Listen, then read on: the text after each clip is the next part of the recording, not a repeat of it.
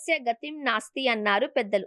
పితృ రుణాలు తీర్చుకోవాలంటే సంతానాన్ని పొందాలి అని ధర్మశాస్త్రం చెబుతోంది. సత్సంతానంతోనే ఉత్తమ గతులు ప్రాప్తిస్తాయి అని వేదాలు కూడా చెబుతూ ఉన్నాయి. అందుకే సత్సంతానాన్ని పొందడం కోసం మన సాంప్రదాయం వివాహ వ్యవస్థను ఏర్పాటు చేసింది. అయితే కుజగ్రహ దోషాలు, పూర్వీకులు చేసిన కొన్ని పొరపాట్లు, పూర్వజన్మల పాపఫలం వల్ల సంతానం కలగడంతో ఇబ్బందులు గురవుతున్నాయి. అలాంటప్పుడు కొన్ని పరిహారాలు పాటించాలి అని పెద్దలు చెబుతారు. ఇందులో ముఖ్యంగా క్షేత్ర దర్శనం, తీర్థ స్నానం ప్రధానమైనవి.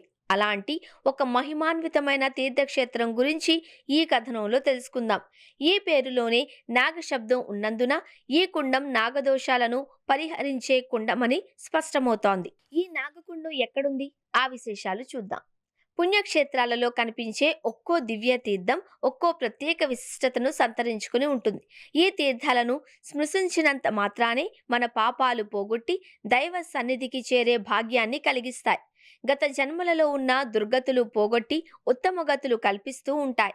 అలాంటి దివ్య తీర్థాలలో ఒకటి పెదకళ్ళేపల్లిలో కనిపిస్తుంది. కృష్ణానదీ తీరంలో ఆవిర్భవించిన పరమ పవిత్రమైన పుణ్యక్షేత్రాలలో పెదకళ్ళేపల్లి ఒకటి. పెదకళ్ళేపల్లిలో పరమేశ్వరుడు నాగేశ్వరుడిగా స్ఫటికలింగ రూపంలో, శిలా సర్ప రూపంలో కొలువై ఉండడం విశేషం. దక్షిణ కాశీగా ప్రసిద్ధి చెందిన ఈ క్షేత్రంలో పరమేశ్వరుడు నాగేశ్వరుడుగా పూజాభిషేకాలు అందుకుంటున్నాడు. ఈ క్షేత్రాన్ని దర్శించడం వల్ల కాశీ క్షేత్రాన్ని దర్శించిన ఫలం దక్కుతుంది అని విశ్వాసం.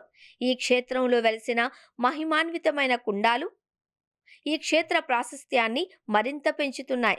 పెదకళ్ళేపల్లి నాగేశ్వర క్షేత్రంలో రుద్ర, భైరవ, బ్రహ్మ, చంద్ర, సుఖ, నాగ, అంబిక, శారద పేర్లతో కుండాలు కనిపిస్తాయి. ప్రతి కుండం ఒక్కో ప్రత్యేకతను సంతరించుకుని దర్శనమిస్తుంది.